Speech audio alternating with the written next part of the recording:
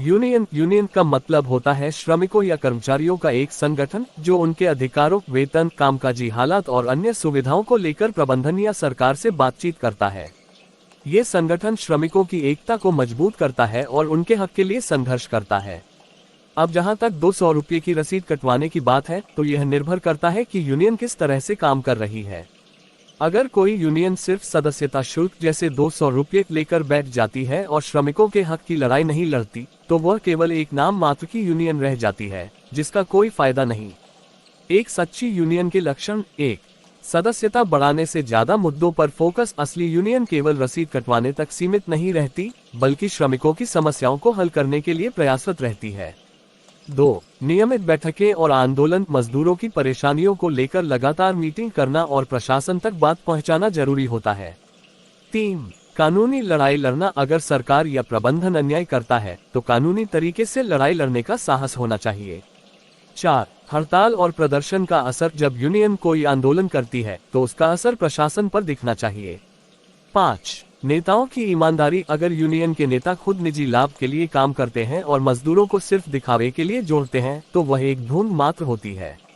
अगर कोई यूनियन सिर्फ पैसे लेने तक सीमित रह गई है, तो ऐसे मजदूरों को संगठित होकर सही नेतृत्व चुनना चाहिए और ईमानदार संघर्ष करने वाले लोगों को आगे लाना चाहिए। आप लोग का जो भी राय एवं सुझाव है दे सकते हैं, क्योंकि हम यूनियन से धोखा और झूठ नहीं बोल सकते हैं। कटिहार जिले के बारे में बार बार पूछा जा रहा है। यहाँ के मानव बल का कोई रुझान हमको दिख नहीं रहा है। आगामी 26/27 तारीख के कार्यक्रम से संबंधित। अगर मानव बल मजदूर मर जाते हैं और यूनियन चुप रहती है, तो ये बहुत गंभीर समस्या है। इसका मतलब यह है कि या तो यूनियन कमजोर हो गई है या फिर वह सरकार और बिजली विभाग से मिली हुई है। एक सच्ची यूनियन का काम है कि अगर कोई मजदूर मरता है, तो वह पीड़ित परिवार को न्याय दिलाने के लिए पूरी ताकत से लड़ाई लड़े। अगर यूनियन चुप है, तो मजदूरों को क्या करना चाहिए? 1. स्वतंत्र संगठन बनाएं। अगर मौजूदा यूनियन काम नहीं कर रही है, तो सभी मजदूर मिलकर एक नया संगठन बना सकते हैं जो वास्तव में उनकी लड़ाई लड़े। 2. मीडिया और सोशल मीडिया का सहारा लें। मजदूरों की मौत की खबरें और उनकी दुर्दशा को मीडिया और सोशल मीडिया पर लाकर सरकार पर दबाव बनाएं। 3. मजबूत लीडरशिप चुनें। अगर यूनियन के नेता बिक चुके हैं या डर गए हैं, तो उन्हें हटाकर नए, ईमानदार और लड़ाकू लीडर को आगे लाना चाहिए। 4. प्रदर्शन और आंदोलन करें। सरकार और बिजली विभाग तब तक कुछ नहीं करेगा जब तक मजदूर एकजुट होकर धरना, प्रदर्शन और आंदोलन नहीं करेंगे।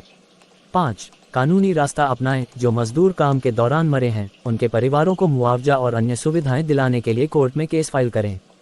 सरकार और यूनियन की चुप्पी क्यों?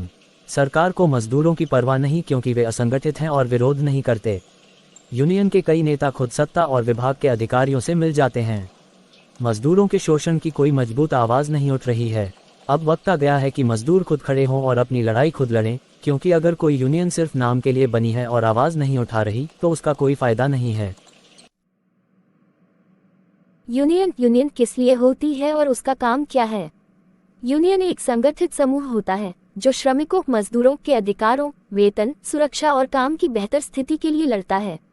इसका मुख्य उद्देश्य श्रमिकों की समस्याओं को सरकार और प्रबंधन तक पहुंचाना और उनके हक की रक्षा करना होता है। यूनियन के मुख्य कार्य: 1.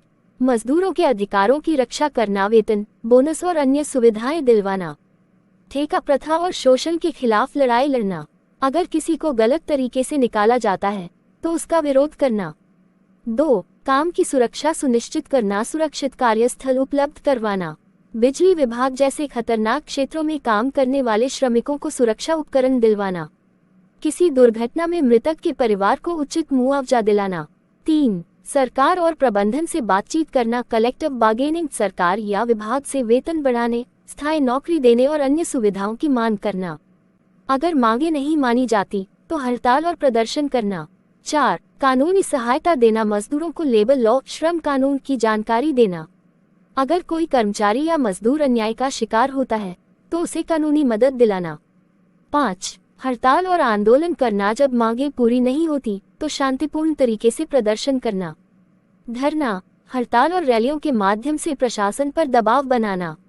यूनियन क्या कर सकती है? 1. संगठन को मजबूत बनाकर सरकार और विभाग पर दबाव बना सकती है। 2. अगर किसी मजदूर को अन्यायपूर्वक निकाला जाता है, तो उसे फिर से नौकरी दिलाने के लिए लड़ सकती है। 3. अगर कोई मजदूर दुर्घटना में मर जाता है, तो उसके परिवार को मुआवजा और नौकरी दिलाने के लिए कानूनी कदम उठा सकती है।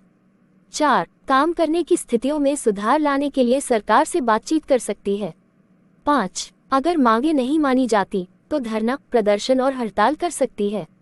यूनियन को क्या नहीं करना चाहिए? सिर्फ पैसे रसीद लेने के लिए मजदूरों का इस्तेमाल नहीं करना चाहिए। सरकार और अधिकारियों से समझौता कर मजदूरों को धोखा नहीं देना चाहिए।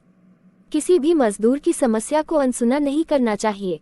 अगर यूनियन अपना असली काम करती है तो मजदूरों का भविष्य सुरक्षित रहेगा। इसलिए हर मजदूर को अपनी यूनियन को मजबूत बनाने में सहयोग देना चाहिए और ये देखना चाहिए कि यूनियन सही से काम कर रही है या नहीं।